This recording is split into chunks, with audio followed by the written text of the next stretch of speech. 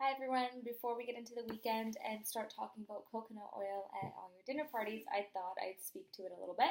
So a lot of you may have already seen the USA Today article that was vilifying coconut oil and recommending that you instead use oils like corn oil and soybean oil and canola oil, since coconut oil has, according to the studies that they've cited, very little effect on health and actually increased LDL, or what's known as bad cholesterol.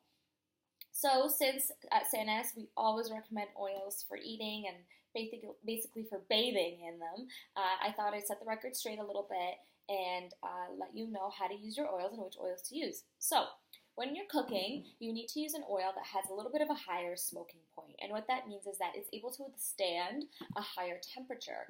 And the reason being is you don't want the oil to be damaged by the heat, or what's known as oxidization. So you can use oils like avocado oil or coconut oil in order to cook with in temperatures, and that way the oil can handle that.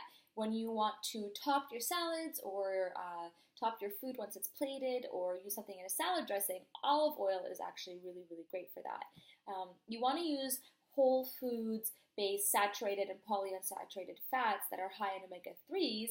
So these are things like avocados, nuts and seeds, olive and fish that's well sourced. And all of these omega-3s in those foods will help you in multiple ways. So they help you manage your weight, because they help you keep burning fat. They also keep your hormones in check, because all these oils are used as building blocks and foundations in our hormones and our cells of our body. They keep your skin glowing and healthy, and they also keep you full, and they curb sugar and carb cravings.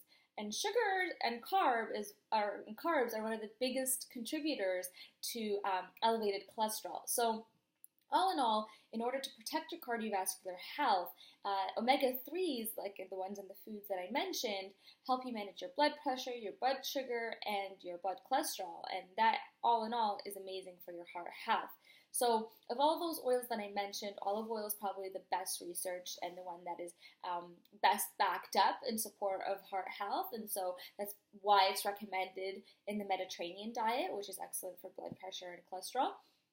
And so the foods or the oils to avoid are things like the corn oil, the canola oil, the soybean oil, grapeseed oil, sunflower oil, because they're all high in omega-6s and what's known as inflammatory. And so they don't share the same health benefits as the omega-3s. So if you're ever confused or not sure which oil is best for you, we're always here. And so I'll link a blog post at the bottom of this video, and it'll have a list of healthy oils and unhealthy oils so you know which ones to turn to. And if you have any more questions, feel free to reach out to us at CNS.